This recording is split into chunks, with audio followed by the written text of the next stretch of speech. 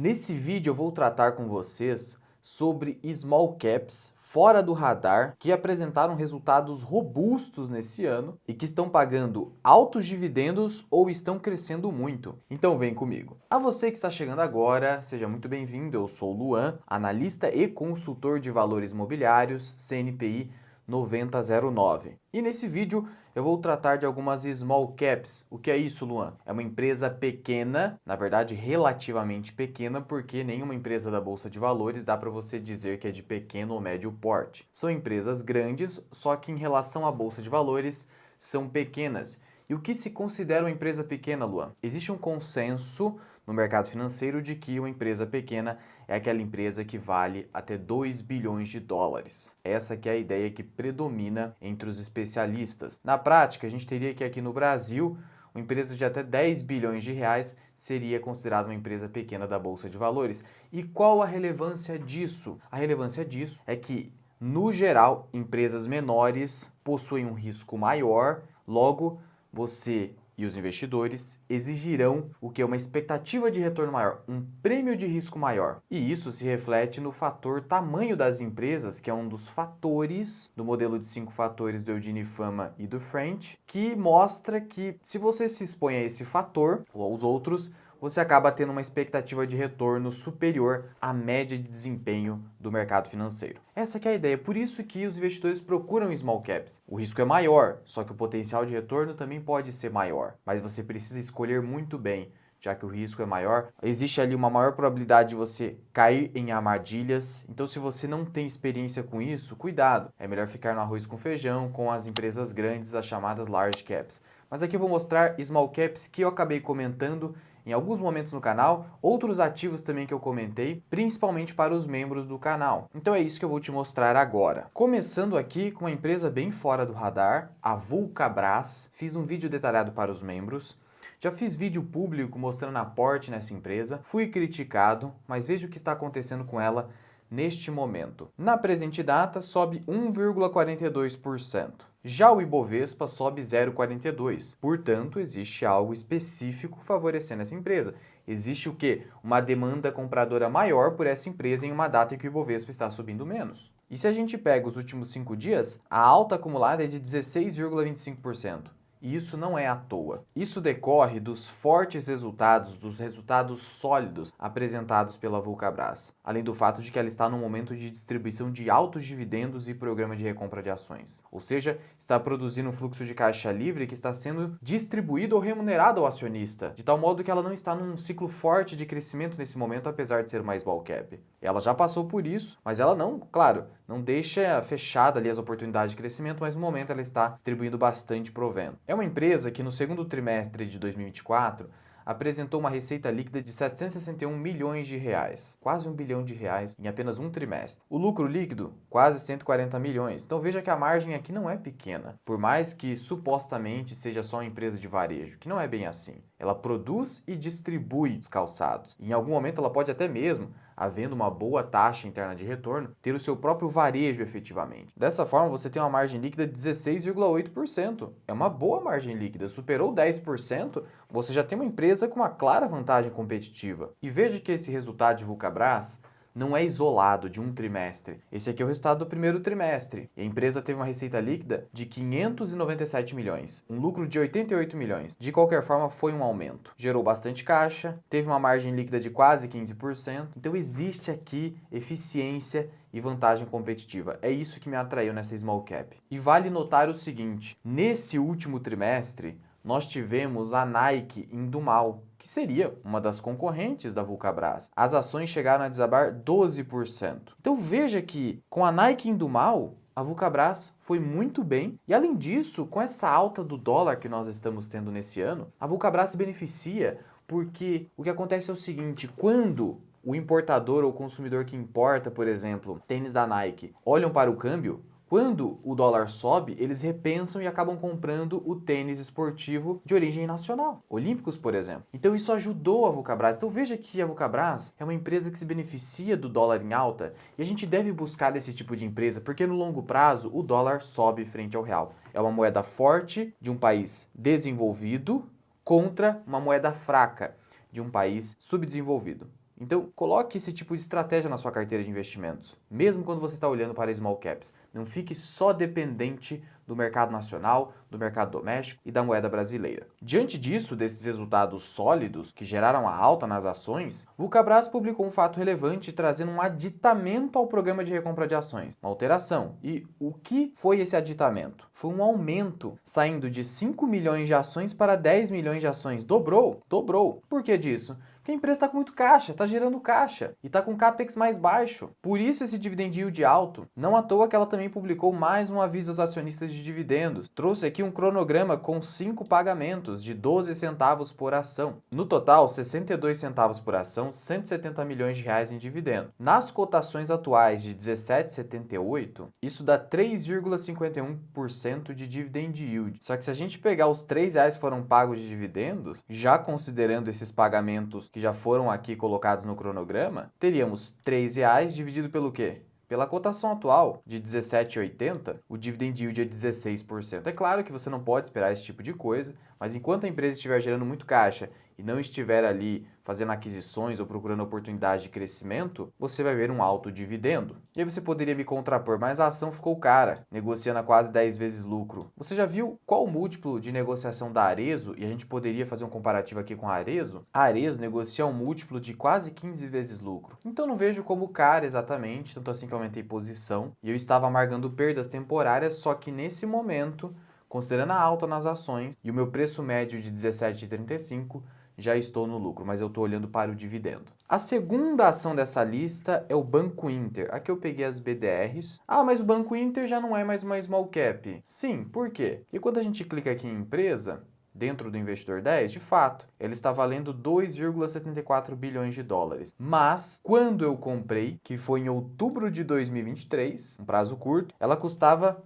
a BDR 17,61. Nesse momento, custa 38,50. Portanto, a época que eu comprei se tratava de uma small cap, dentro do padrão que eu falei para vocês no começo desse vídeo. Luan, como que você olhou para o Banco Inter? Por que você comprou o Banco Inter? Negocia 26 vezes lucro, na época não, e estava negociando abaixo do valor patrimonial da ação, o que é estranho. Ah, mas o ROI estava baixo, só que é uma empresa de crescimento que vem aumentando o seu ROI. Veja só, o Banco Inter entregou um ROI acima de 10%. ROI acima de 10% é ROI de Banco Bradesco e Santander no momento. Banrisul, acima do BMG. Então o que acontece? A época que o mercado estava batendo no Banco Inter, ele estava com um ROI de 5%. Só que era um momento específico do banco. Agora ele está gastando menos com marketing e continua crescendo. E agora entregando uma maior rentabilidade com lucro recorde. Veja que, nesse sentido, o Banco Inter pode sim cumprir o seu guidance de ROI em 2027 próximo de 30%. Existe essa previsão. Pode parecer um pouco otimista, mas ainda assim, se o banco bater um ROI de 20%,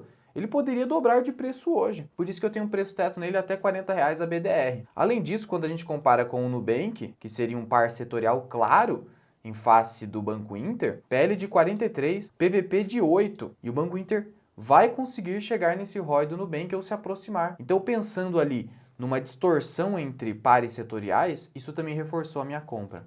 Além de olhar para a qualidade do Banco Inter e seu forte crescimento. Então hoje ele deixou de ser uma small cap por conta da valorização, mas à época que eu falei se tratava de uma small cap. A terceira ação dessa lista, small cap brasileira, BR Partners. Ela num primeiro momento também pode não convencer muito bem o investidor. Por quê? Porque afinal de contas a gente está falando de um banco de investimento e já existem tantos bancos nesse mercado, de tal modo que é necessária uma vantagem competitiva clara para você conseguir competir com os grandes players, principalmente o BTG Pactual. Só que o pessoal já começou a apelidar a BR Partners de o mini BTG, porque de fato, quando você encara esse ROI de 20%, quase o ROI do BTG, você fala, tem potencial. E é uma empresa que vale muito menos que o BTG Pactual, apresentando esse ROI. Veja que, por mais que o PL seja de 9 vezes lucro, sabe qual é o PL do BTG hoje? O PL do BTG quase 13 vezes lucro. Então existe uma diferenciação aqui. E o ROI do BTG está muito páreo com o da BR Partners. E ela segue subindo na presente data, nos últimos 5 dias subindo 7,64%. Se você é membro do canal e acabou vendo os vídeos que eu falei sobre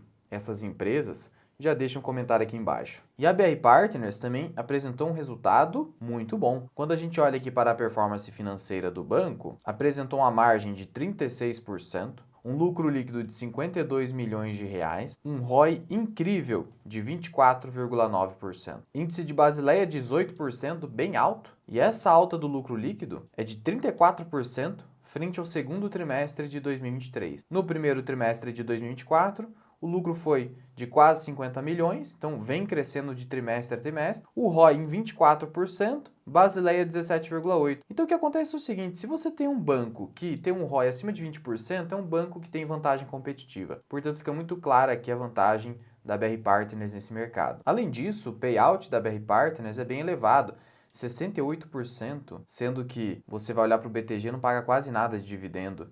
E por que isso acontece? Porque a BR Partners tem uma política de partnership em que os colaboradores podem ser sócios e, em virtude disso, eles vão querer dividendos. Se você é um colaborador que se torna sócio, você quer dividendo. Mas é claro que você quer, porque você ganha o salário da empresa e mais o dividendo. Você é duplamente remunerado. E aí o acionista, tipo você, que eventualmente tem ação, eu que tenho, você acaba se beneficiando porque há um alinhamento de interesse. Ora, o sócio ele quer dividendo, porque ele já é empregado, por exemplo. Você é acionista, está de fora, só investidor. Aí você vai surfar essa onda.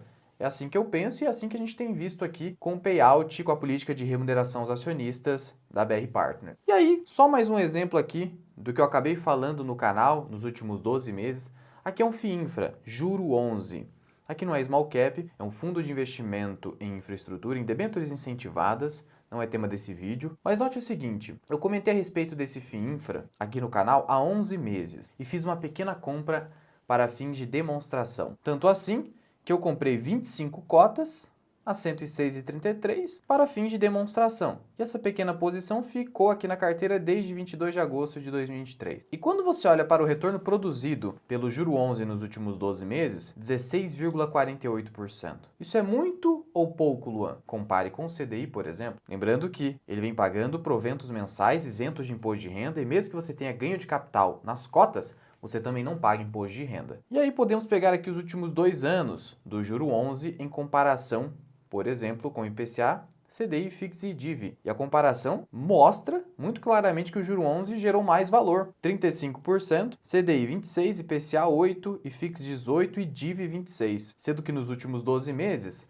a gente teve um CDI próximo de 11%, sendo que tivemos um retorno de 16,48% em juro 11. E veja que a cota praticamente não se valorizou, porque o retorno acaba vindo nos rendimentos. É o que acaba acontecendo com fundos imobiliários de papel e também os FIINFRA. Ah, Luan, então seria interessante comprar agora o juro 11? Não é bem assim. Para você ter uma alta expectativa de retorno no mercado financeiro, você tem que se expor ao fator valor das empresas e dos ativos, o que significa que você deve comprar barato. E nesse momento, o juro 11 não está barato, porque o indicador preço sobre o valor patrimonial da cota está em 1,05. Então tudo depende do momento. A época que eu falei estava num momento interessante. Agora já é mais difícil. Ainda outro acerto que tivemos foi o Bitcoin. Estamos falando sobre Bitcoin já há algum tempo. Passou a ser mais de 25% da minha carteira. E veja a valorização dos últimos 12 meses. 100%. Só nesse ano, valorização de 55%. Só que aí tem um detalhe. Quando você se expõe ao Bitcoin, você também está se expondo ao dólar indiretamente, já que ele acaba sendo cotado em dólares, de tal modo que você investindo em Bitcoin ou